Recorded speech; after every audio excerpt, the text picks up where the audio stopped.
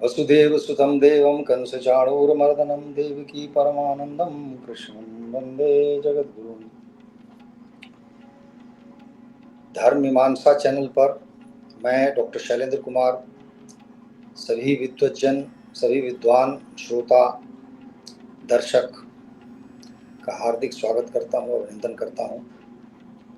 जैसा कि आपको ज्ञात है, धर्म मीमांसा चैनल पर हम संसार को धर्ममय बनाएं, इस उद्देश्य को लेकर व्याख्यान करते हैं, वार्ता करते हैं। धर्म को लेकर कहा जाता है कि जब भी हमारे यहाँ संत का प्रवचन होता है तो उसके बाद में एक उद्घोष होता है कि धर्म की जय हो, अधर्म का नाश हो। तो अधर्म के विषय में भी हम बात करते हैं। अधर्म क्या है, अधर्मी कौन है, उनके साथ क्या किया जाना चाहिए। तो इस क्रम में पिछली बार हमने बाबर की चर्चा की है। बाबर के विषय में कुछ बताया है कि वह हिंदू धर्म से, हिंदुओं से किस सीमा तक घृणा करता था। उसने हमारे मंदिर कैसे तोड़े। आज जो प्रभु का मंदिर अयोध्या में भव्य निर्माण हुआ है, उस मंदिर को भी, जो प्राचीन मंदिर था, उसको बाबर ने ही तोड़ा था या तोड़वाया था। आज हम बाबर के विषय में जो बात करेंगे उसका संबंध केवल बाबर से नहीं है, वरन महाराणा सांगा से भी है।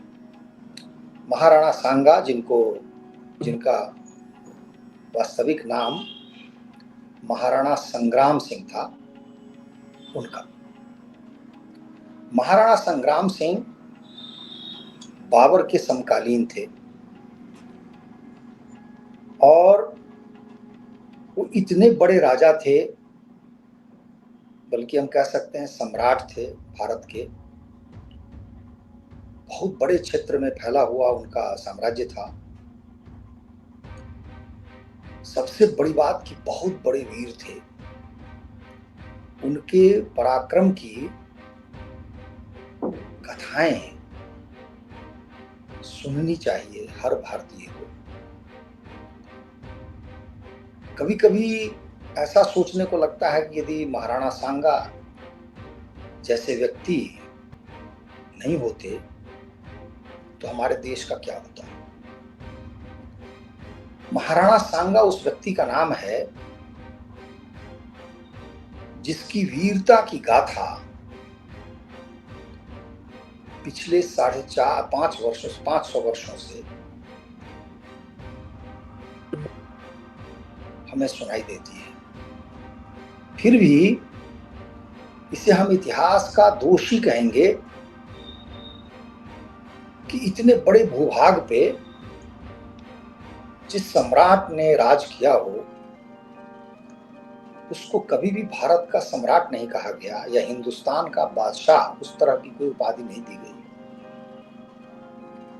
जबकि महाराणा सांगा के समानांतर जो बाबर आया था और उसके उपरांत हुमायूं हुआ, इन दोनों का क्षेत्र जो राज करने का था कोई बहुत बड़ा नहीं था और बहुत थोड़े समय के लिए था।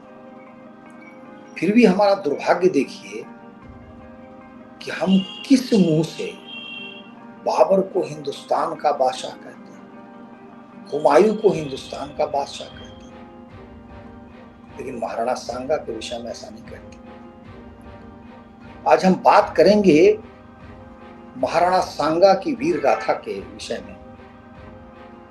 उनके पौरुष, उनका आत्मबल, उनका साहस, उनका शौर्य,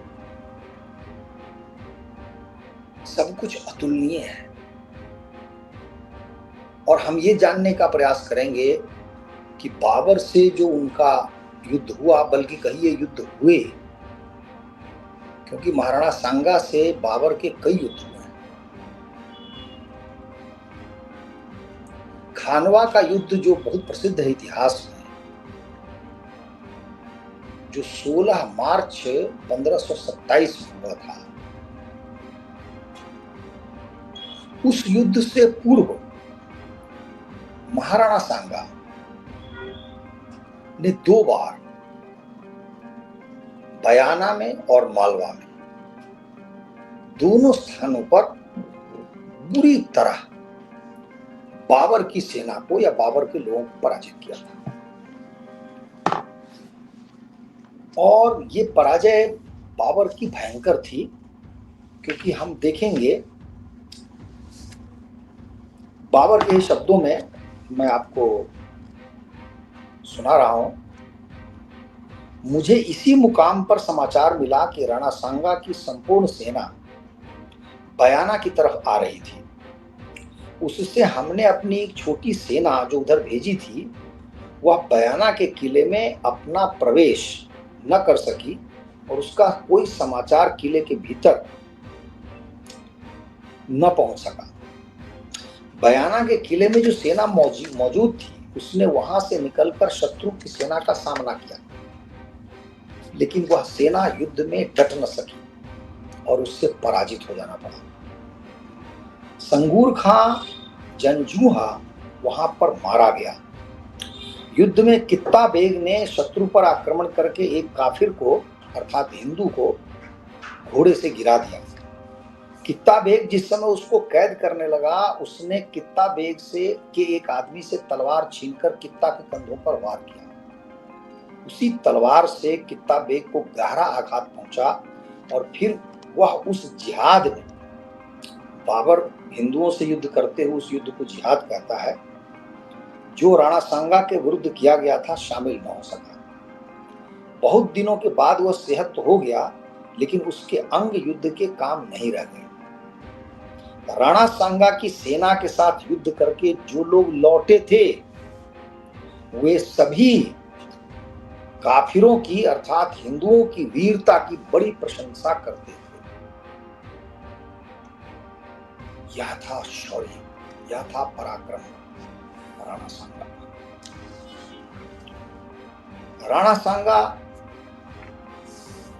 से जब पराजय हुई, एक और आगे देखिए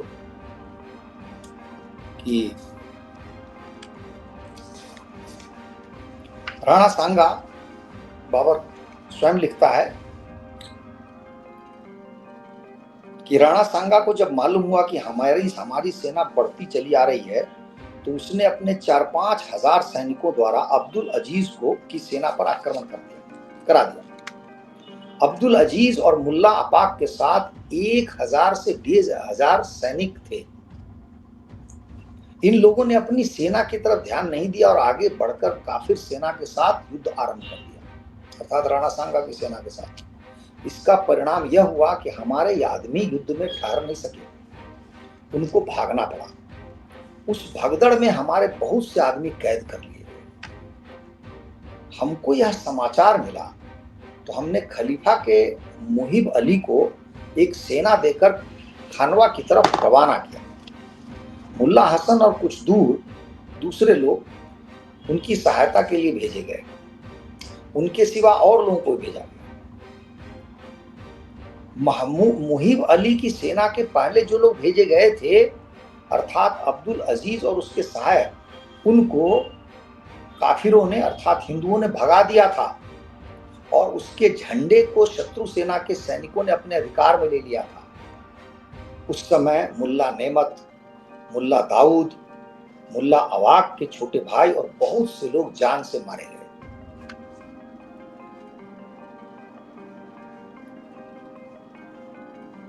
खलीफा ने मुहिब अली के नेतृत्व में जो सेना भेजी गई थी, उसके ताहिर तिगरी पर शत्रु सेना ने पहले ही विजय प्राप्त कर ली थी। किसी प्रकार से कुछ लोगों ने जान बचाकर वहां से भागना ही अपने लिए उचित समझा।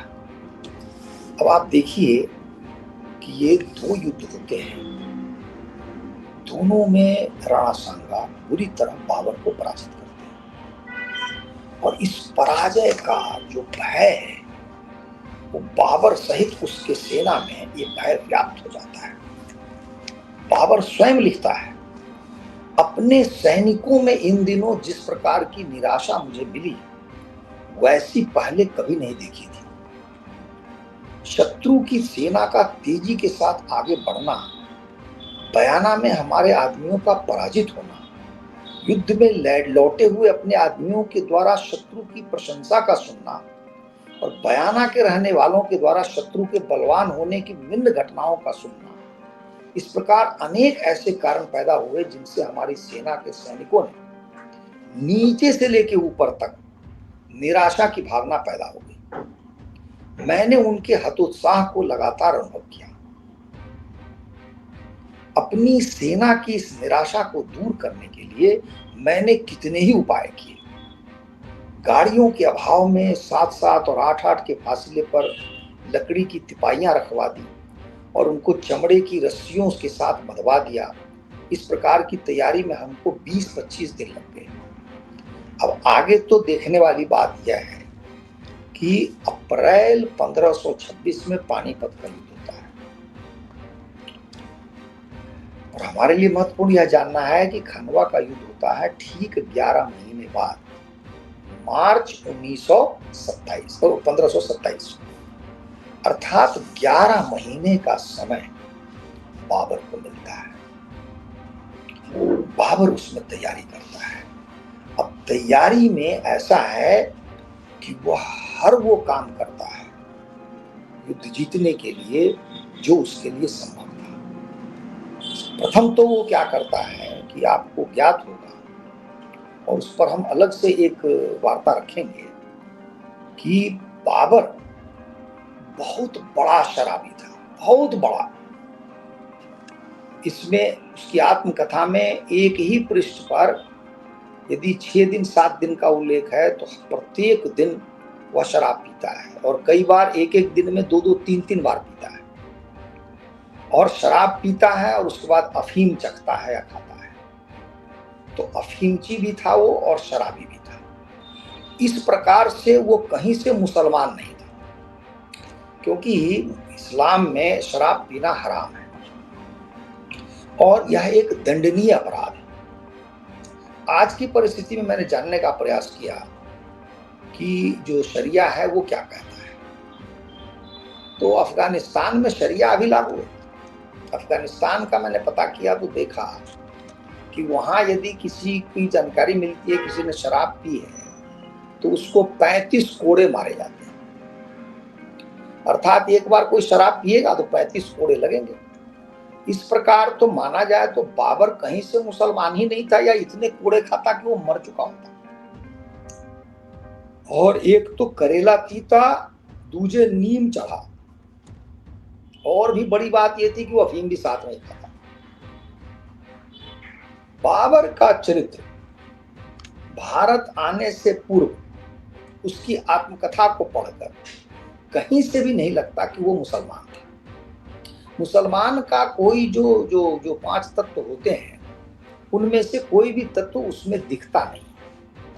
कहीं भी मैंने नहीं पढ़ा आरंभ में, जब वो भारत आता है तब नमाजी भी हो जाता है, उसके पहले वो नमाज भी नहीं पढ़ता, हज करने कभी गया नहीं, जकात का कोई उल्लेख नहीं। इस प्रकार से उसको हम मुसलमान कैसे कहें? यदि वो मुसलमान होता, कोई गलती करता, तो हम उसको मुनाफिक कहते हैं। मुनाफिक का मतलब होता है वह मुसलमान जो इस्लाम को नहीं मानता हो या उसकी बहुत सारी बातों को न मानता हो, उसको मुनाफिक कहते हैं।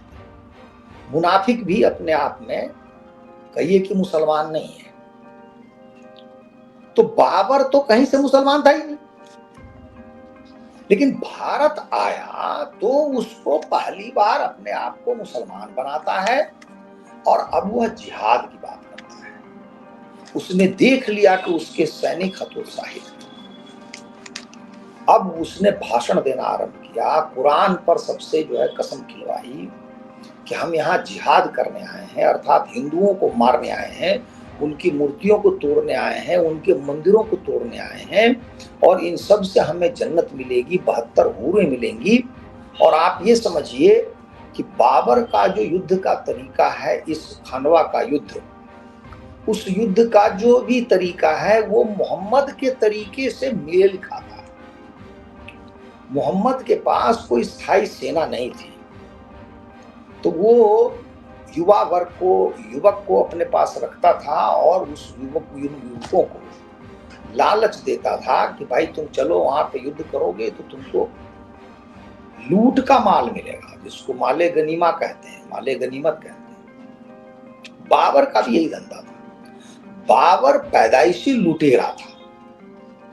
वो जीवन भर लूट में लगा रहा, छापा मार युद्ध करता था और लूटने का काम करता था। भारत आना भी उसके लूट के का ही प्रयोजन था, क्योंकि काबुल में बहुत साल रहा और उसका पेट नहीं भरा। वो स्वयं लिखता है कि हमारे पास इतना यहाँ धन नहीं है जिससे हमारे अमीर लोगों और सबका जो मंत्री होते हैं, नौकर चाकर होते हैं, सबका काम चल सके। तो उसकी एक आंख हमेशा भारत पर लगी हुई थी कि यहाँ बहुत माल है, यहाँ बहुत समृद्धि है, संपत्ति है, हम लूटेंगे। तो इस प्रकार बाबर ने राणा सांगा से युद्ध करने से पूर्व अपने सैनिकों को, अपने लोगों को जिहाद के लिए उकसाता है और अपने आप को मुसलमान सिद्ध करने के लिए सबके सामने कहता है कि मैं शराब नहीं पीऊंगा आज से। और जो शराब के बर्तन होते हैं, प्याले होते हैं, सुराहियां होती हैं, उन सबको तोड़ देता है। और तोड़ने के बाद इतना ही नहीं, अपना जो जीता हुआ नया क्षेत्र है उसमें डुगडुगिया पिटवा के फरमान जारी करवाता है कि कोई भी हमारे राज्य में शराब नहीं पिएगा तो ये दंडनीय अपराध होगा। और उसके बाद जो उसके साथ मुल्ला लोग हैं, उन मुल्ला लोगों से वो बातचीत करता है और एक प्रकार का जो एक मुसलमानों को टैक्स देना पड़ता है, इसमें लिखा हुआ है स्टैम्प टैक्स, वो मैं माफ कर दूंगा, वो भी माफ करता है। तो अब आप देखिए कि इसके जो सैनिक हैं उनका उद्देश्य क्या होता है। उनका उद्देश्य एकमात्र होता है कि काफिरों को मारना है, हिंदुओं को मारना है, उनके मंदिरों और मूर्तियों को तोड़ना है, क्योंकि इस्लाम ने हमें यही शिक्षा दी थी और यहाँ पर दारुल इस्लाम की स्थापना करनी है, अर्थात इस्लाम के राज्य की स्थापना करनी है। इसके पीछे जो कुरान का उद्देश्य है वो यह है कि इस धरती पर केवल मुसलमान को ही रहने का अधिकार है, यहाँ की भूमि केवल मुसलमानों की है। शेष लोग जो हैं या तो मुसलमान बना दिए जाएं या उनको ही गर्दन काट दी जाए। तो इस प्रयोजन से अपने सैनिकों को बाबर उत्तेजित करता है। इसके साथ साथ वह जब तैयारी करता है युद्ध की, तो उसमें दो चीजें उसके लिए अनोखी हैं, भिन्न है, जो राणा सांगा के पास नहीं है। एक तो है कि तोपों का प्रयोग, और तोपों के पीछे वो खाई बनवाता है, गहरी खाई। देखिए युद्ध का ऐसा हाल है कि बाबर ने खाइयां खुदवा दी, तोप खड़ी करवा दी, तोपें खड़ी हो गई, और वो जो खंदक है, गड्ढा है, उसको वो दिखाई किसी को नहीं दे रहा है, और वो उससे आगे नहीं बढ़ा, क्योंकि आगे बढ़ता तो खाइयां समाप्त हो जाती, समतल जगह आ जाती। राणा सांगा के सैनिकों को इसका आभास नहीं है, और स्पष्ट है कि तोप जब चलेगी, एक भी तोप चलेगी तो उससे जो गोले निकलेंगे वो भयंकर गोले होंगे और दूर तक प्रहार करेंगे। तो ये जो तोपें थी और ये खाइयां थी, इन तोपों ने और खाइयों ने महाराणा सांगा के बड़े सैनिकों का, कहिए कि वो जो काल कवलित हुए, उसका कारण ये दो चीजें थी।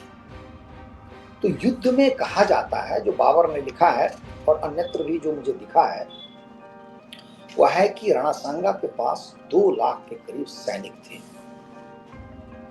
यहां यह भी हम बताते चले कि जो कई भ्रांतियां हैं हमारे इतिहास की, वो भ्रांतियां नष्ट हो जाती हैं यदि हम महाराणा सांगा के और खानवा युद्ध के विषय में जानते हैं। पहली भ्रांति तो ये कि हिंदू इकट्ठा नहीं होते, हिंदुओं में एकता नहीं है। महाराणा सांगा ने जो खानवा का युद्ध किया है वो हिंदुओं की एकता का प्रचंड प्रमाण है। लगभग सारे के सारे राजा राजस्थान के वो सहायता पहुंचाते हैं, अपने सैनिक देते हैं महाराणा सांगा। और इस युद्ध में जो जिन लोगों की मृत्यु होती है, जो वीर गति प्राप्त करते हैं, उनमें अनेक राजा हैं। और इस प्रकार कहते हैं कि लगभग 2 लाख की सेना महाराणा सांगा के साथ थी। युद्ध भी आरंभ किया महाराणा सांगा ने, और आरंभ में उनकी विजय भी हुई थी, लेकिन खाइयां जहां बनी थी, जहां तोपें रखी थी, उससे आगे बाबर नहीं जा रहा था। और बाबर प्रतीक्षा कर रहा था कि वो इधर आए। महाराणा सांगा भी प्रतीक्षा कर रहे थे। प्रतीक्षा करते करते बहुत समय बीत गया। युद्ध का आरंभ महाराणा सांगा ने किया। उन्हें लगा कि हमें आक्रमण करना चाहिए, तो उन्होंने अपनी जगह छोड़ करके बाबर की तरफ, जो कहिए कि सैनिक खड़े थे तोप के साथ पीछे, और वहां गाड़ियां भी लगी हुई थी, इन्होंने बैलगाड़ियां लगाई थी, पीछे छुप के, और उनके छेद से, उनकी सुराग से वो बंदूक की भी चला सकते थे। ऐसे में हजारों हजार की संख्या में सैनिक आने लगे और आक्रमण किया। उन पर तोप के गोले बरसते रहे। उन्होंने अपने प्राण की परवाह नहीं की, प्राणों की चिंता नहीं की, और वो आकर बड़ी संख्या में तोपचियों तक के पास पहुंच गए। लेकिन उसके आगे गए तो गड्ढों में गिर गए, और जब गड्ढों में गिर गए तो ऊपर बाबर के सैनिक थे, नीचे ये राजपूत सैनिक थे, जिनको बड़ी संख्या में काटा गया। आप ये अनुमान कर सकते हैं कि उन महाराणा के सैनिकों में कितना आत्मबल था, आत्मोत्सर्ग की कैसी भावना थी। चलती हुई तोप के आगे जा रहे हैं, गड्ढों में गिर रहे हैं, और गड्ढों से उल्टा युद्ध कर रहे हैं ऊपर आने के लिए, और तलवार चला रहे हैं, बड़ी संख्या में मर रहे हैं। ऐसे करते करते फिर भी महाराणा सांगा की स्थिति बहुत बलवान थी, इसलिए बहुत बलवती थी, सुदृढ़ थी, क्योंकि उनकी संख्या बहुत थी। बाबर ने स्वयं लिखा है कि जब उनके सैनिक पहली बार चले तो लगा जैसे आकाश, जैसे आसमान आ गया वो पास, इतनी बड़ी संख्या, बादल मंडराते हुए आ रहे हैं। हुआ यह कि एक तीर राणा सांगा को लग गया। राणा सांगा मूर्छित हो गए।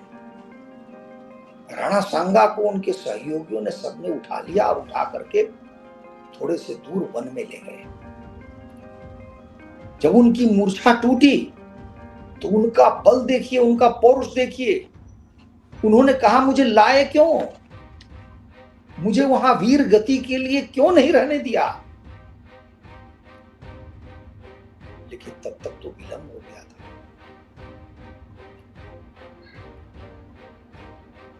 बाबर के सैनिकों ने बहुत क्षति कर दी थी। तकनीकी तौर पे हम कह सकते हैं कि बाबर ने मैदान मार लिया।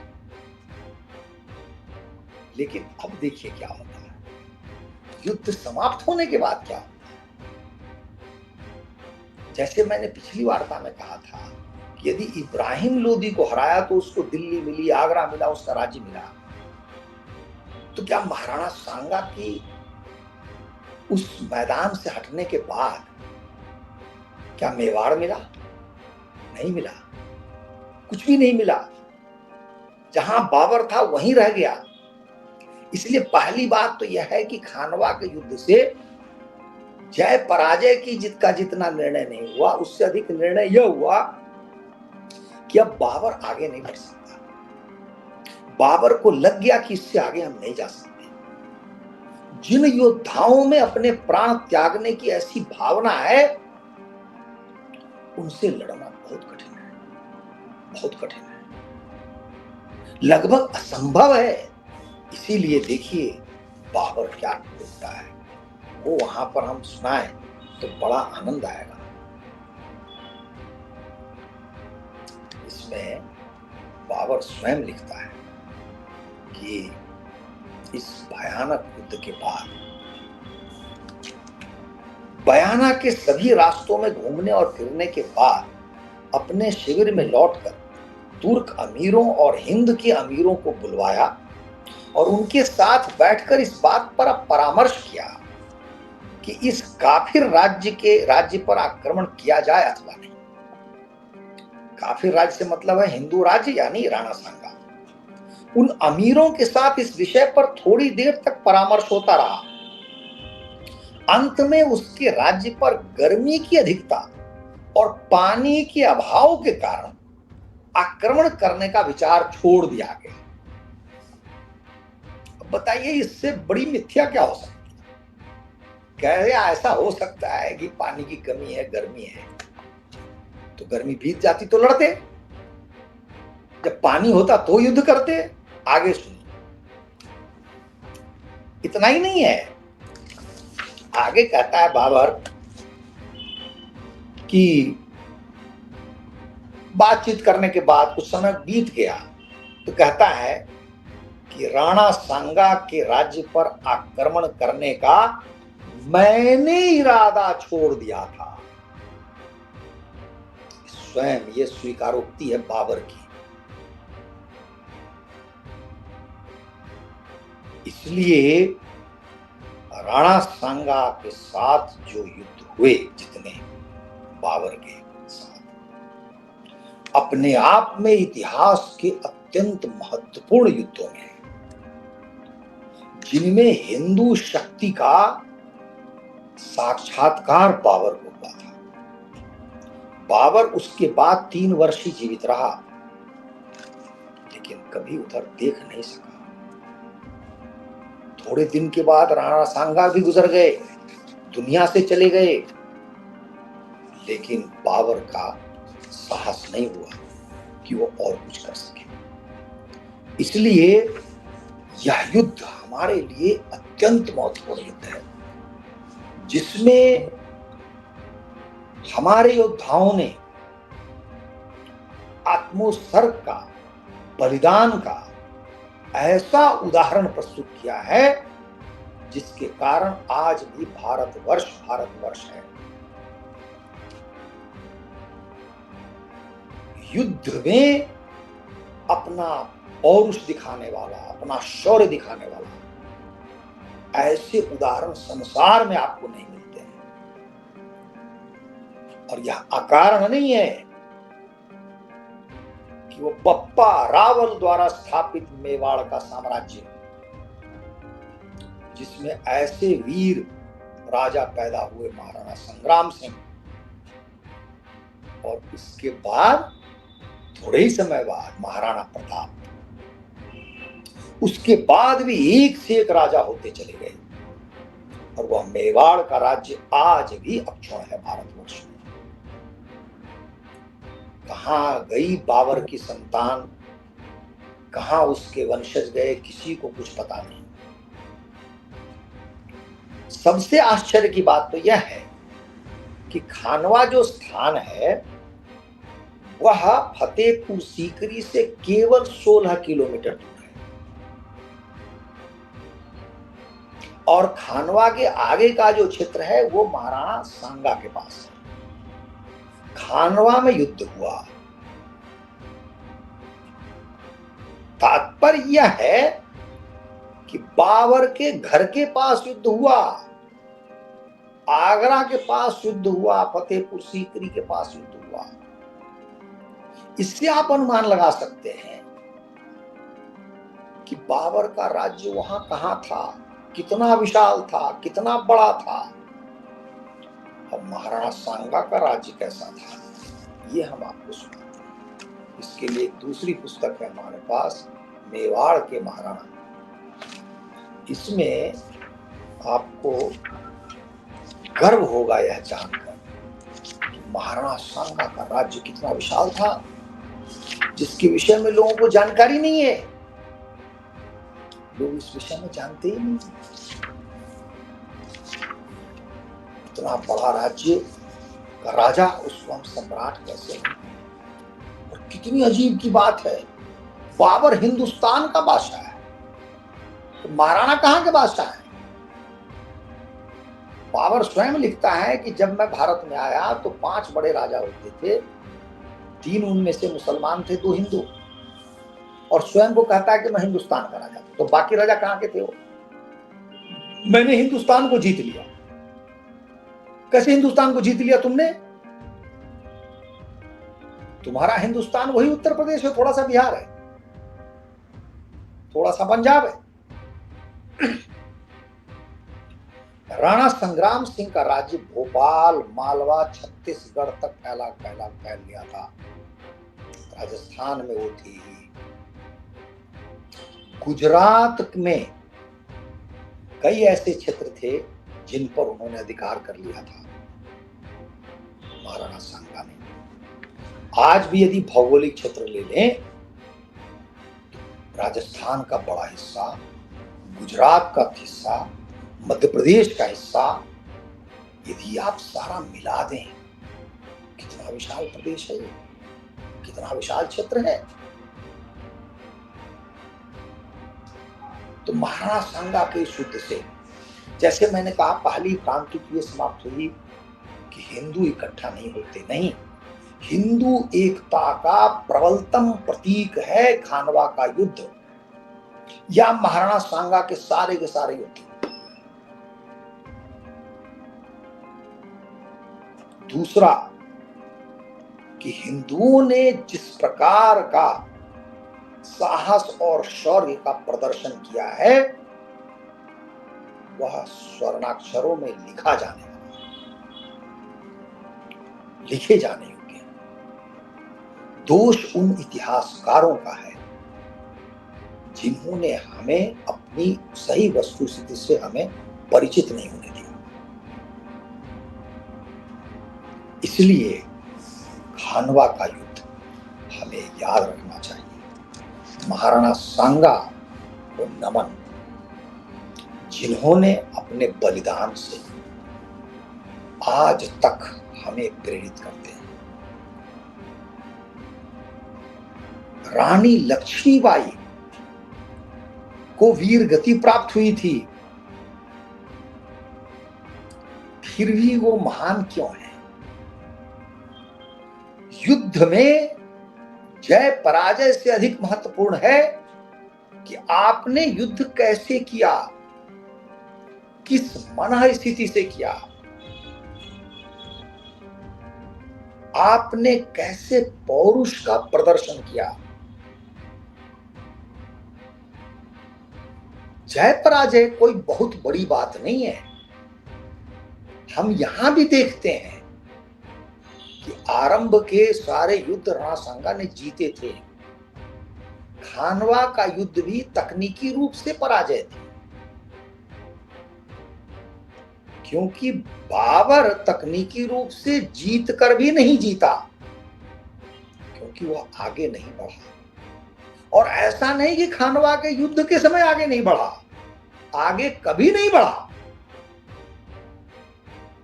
उसको अपनी सामर्थ्य की सीमा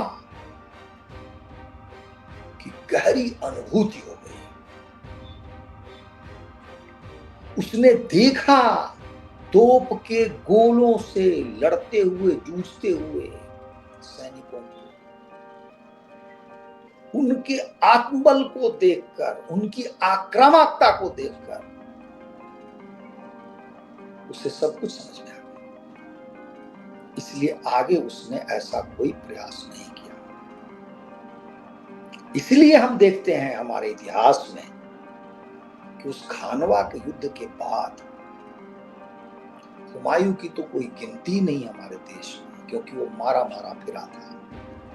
और आरंभ में जलालुद्दीन की भी कोई गिनती नहीं है, क्योंकि उसे 1572-74 तक जाकर के वो बिहार, बंगाल, गुजरात ये सब जीतने लगता है। तब तक वह राजपूतों से साठ-गांठ कर लेता है, संधि कर लेता है, और एक साझा शासन का निर्माण होता है भारतवर्ष में। और यह साझा शासन 120 वर्ष तक चलता है, जब तक कि औरंगजेब की मृत्यु होती है। उसमें भी एक बात है कि औरंगजेब का जो शासन काल है, उसको हम कैसे कहें कि वो सुदृढ़ और सही अर्थ में शासन काल है, क्योंकि उसके राज्य में अनेक स्थानों पर विद्रोह हो रहा है। शिवाजी उसकी नाक में दम कर देते हैं। अहोम से 1-2 बार नहीं, अनेक बार औरंगजेब की सेना पराजित होती है। 1-1 लाख, 2-2 लाख सैनिक जाते हैं असम में और हार जाते हैं। ये सब औरंगजेब के साथ हुआ है। तो आप तो यह भी नहीं कह सकते कि औरंगजेब ने कोई शांति से राज किया था, नहीं किया था। दुर्गादास राठौर दिल्ली के किले से महाराजा जसवंत सिंह के छोटे से नन्हे शिशु बालक को उठा ले जाते हैं। उसके किले के अंदर से पीछे से सैनिक खदेड़ रहे हैं, गोलियां चल रही हैं, तलवारें चल रही हैं, युद्ध हो रहा है, लेकिन दुर्गादास राठौर राजस्थान पहुंच जाते हैं उस शिशु को उठाकर, उस बच्चे को उठाकर। कैसे कहें कि औरंगजेब का कोई शासन था? जो आदमी दिल्ली से, जिसको मजबूर होना पड़ा 27 वर्षों तक राजधानी छोड़ देनी पड़ी, उसको हम कैसा बादशाह कहें, कैसा राजा कहें? इसलिए ये जो तुर्की सल्तनत है, यह अपने आप में कुछ विशेष नहीं था। नाक में दम की हुई थी इनकी बड़ी पिटाई होती थी। सबका श्रेय जाता है महाराणा सांगा जैसे वीर पुरुष को,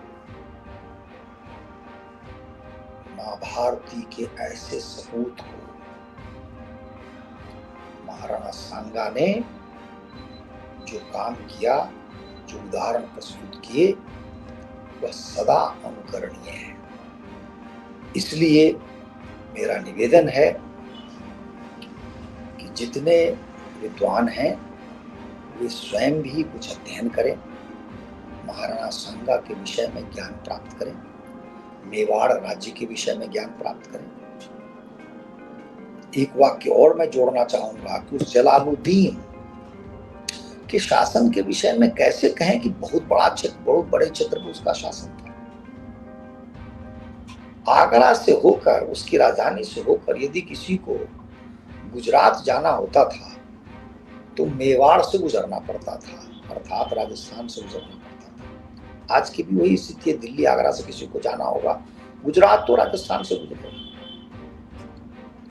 अनेक बार ऐसा प्रयास किया गया, मेवाड़ ने नहीं माना। तो आगरा के बगल में मेवाड़ राज्य, वह राज्य जलालुद्दीन के अधीन आया नहीं, शाहजहां के अधीन आया नहीं, जहांगीर के अधीन आया नहीं। एक संधि हुई औरंगजेब के समय संभवतः। उस संधि के विषय में कहा जाता है कि अनोखी संधि, संसार में संधि हुई नहीं। मतलब जो भी बातें तुर्की सल्तनत ने किसी और राजपूत राजा पर की थी, इस संधि में यही लिखा हुआ था कि वो तुम पर लागू नहीं होती, आप पर लागू नहीं होती। ऐसी संधि हुई थी। तो कैसे कहें हिंदुस्तान का बादशाह? इसलिए महाराणा सांगा को समझना हमारे लिए बहुत महत्वपूर्ण है। मेरा सौभाग्य है कि मैंने बाबरनामा को भी पढ़ा और मैंने अलग से राणा सांगा को भी पढ़ा, और मुझे आशा है कि आप लोगों को यह प्रस्तुति अच्छी लगेगी। और यदि आपको अच्छी लगती हो